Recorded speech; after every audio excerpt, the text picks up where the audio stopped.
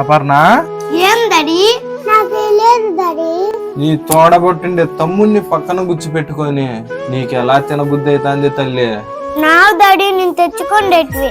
నువ్వు తెచ్చుకున్నావని తోడబుట్టిన తమ్మునికే నువ్వు వేయకన్నా పోతున్నావు కదా తల్లి. రేపు నా పొద్దు నువ్వు సంపాదించేదానివైతే నాకు ఒక పూట ముద్ద పెట్టమన్నా కూడా పెట్టవు కదా తల్లి. చూడు తల్లి, నువ్వు ఒక్కదానివే తింటే నీ ఒక్కదాని ఆకిలే తీరుతాది తల్లి. అదే నువ్వు తినే తిండి 10 మందికి పెడితే 10 మంది ఆకిలి తీరుతాది తల్లి. సారీ డాడీ, ఇస్తాలే డాడీ.